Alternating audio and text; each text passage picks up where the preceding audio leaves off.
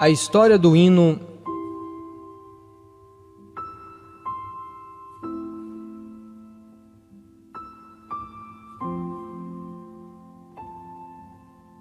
Sublime Graça.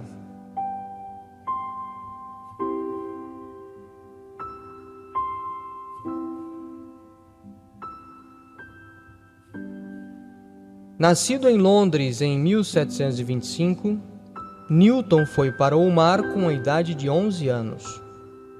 Ele navegou com seu pai, que era um marinheiro mercante. Em 1744, ele foi alistado na Marinha. De espírito irreverente, insubordinado e irônico, achou as condições da Marinha Real Britânica intolerável. Assim ele desertou. Mas foi capturado e arrastado de volta para o navio, onde ele foi açoitado e humilhado publicamente. Mais tarde, Newton organizou uma transferência para um navio negreiro. Viajando pela costa da Serra Leoa, na África, ele recolhia os escravos que eram capturados e trazidos do interior. Após 6 meses, quando seu navio estava preparado para navegar para as Américas, Newton negociou com seu comandante para ficar. Ele logo se arrependeu da decisão. Tratado como um escravo e deixado meio morto de fome, ele foi ajudado por escravos africanos que arriscaram punição severa por compartilhar sua comida com ele. Eventualmente, com a ajuda de seu pai, a Newton foi oferecido uma maneira de voltar para a Inglaterra em um navio chamado The Greyhound. A bordo, ele se tornou cada vez mais desbocado e blasfemo, zombando abertamente de qualquer um que tivesse uma fé cristã. Na longa e perigosa viagem de volta para a Inglaterra, Newton descuidadamente pegou um livro cristão que ele encontrou em sua cabine e começou a ler.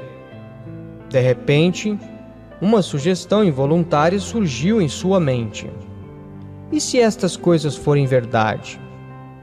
Horrorizado com o pensamento, ele fechou o livro. No dia, o navio foi apanhado por uma violenta tempestade. Um homem foi lançado ao mar e as ondas quebrando sobre o navio causou sérios danos.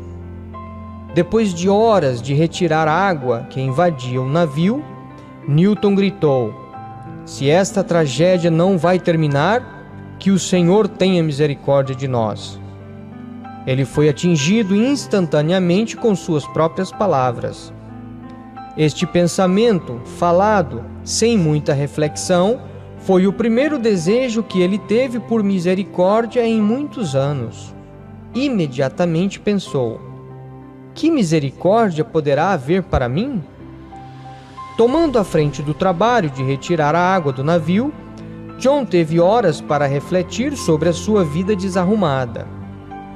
Eu pensei que nunca houve ou poderia haver um pecador como eu. Cheguei à conclusão de que meus pecados eram grandes demais para serem perdoados. Durante semanas, o navio danificado estava à mercê do mar e a tripulação foi à beira do desespero, com escassas rações e quase nada de água ou líquido que pudessem beber. Durante esse tempo, Newton esteve lendo o Novo Testamento, desesperado para descobrir se o Deus que ele havia rejeitado por tanto tempo era real. Quando, por fim, conseguiram chegar à ilha de Tory, na Irlanda, 4 semanas depois que a tempestade destruíra o navio em alto mar. Quando chegaram a esta ilha, o último mantimento estava fervendo na panela.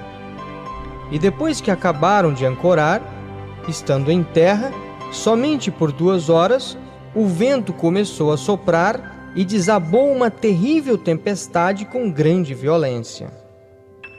Se tivéssemos continuado no mar naquela noite em nossa condição, com o navio praticamente destruído, certamente teríamos ido para o fundo. Nessa época eu comecei a saber que existe um Deus que ouve e responde às orações.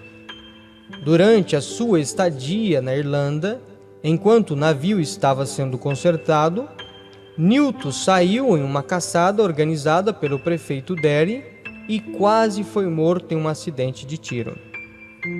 A partir desse momento, a vida de John Newton começou a mudar quando ele veio a perceber que a graça de Deus pode salvar até mesmo um desgraçado como ele. Outros logo perceberam a diferença quando ele parou de praguejar e a melhora de seu comportamento de deboche. Mas ele ainda tinha muito a aprender. Apesar de sua nova fé, Newton continuou trabalhando como um comerciante de escravos pelos próximos 6 anos. Cego para os males da escravidão, por sua cultura e por interesse próprio. Mais tarde na vida ele explicou: eu teria sido sobrecarregado com angústia e terror se eu soubesse ou mesmo suspeitasse de que eu estava agindo de forma errada. Finalmente, de volta em sua Inglaterra natal, Newton começou a crescer em sua fé cristã e a aprender com os outros. Ele ouviu pregadores como John Wesley, que condenou o tráfico de escravos, e a sua atitude começou a mudar radicalmente. Em 1750, se casou com uma amiga de infância, Mary Catlett. Ele se tornou um clérigo, servindo primeiro como coadjuntor em Onley, igreja paroquial, e mais tarde em Londres. Enquanto vivia em Onley, Newton começou a escrever poemas e hinos para expressar o seu amor por Deus e incentivar as pessoas em sua adoração. Muitas vezes, ele usou a letra de seus hinos para ilustrar seus sermões. Amazing Grace, que descreveu a sua própria jornada espiritual, foi escrito para ilustrar o seu sermão do dia de Ano Novo em 1773. O título original da canção era Análise e Expectativa da Fé.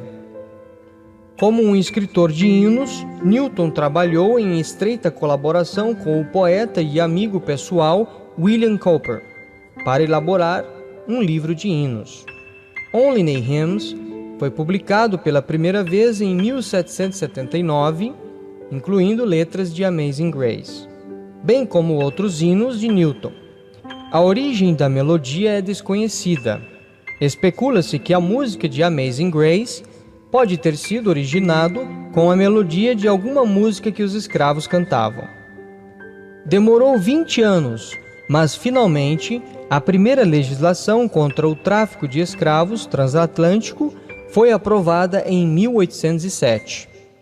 Em 82, Newton disse: minha memória já quase se foi, mas eu recordo 2 coisas: que eu sou um grande pecador e que Cristo é o meu grande Salvador. No túmulo de Newton lê-se: John Newton, uma vez um infiel e um libertino, um mercador de escravos na África. Foi pela misericórdia de nosso Senhor e Salvador Jesus Cristo, perdoado e inspirado a pregar a mesma fé que ele tinha se esforçado muito para destruir. O seu mais famoso testemunho continua vivo. No mais famoso das centenas de hinos que escreveu, Amazing Grace.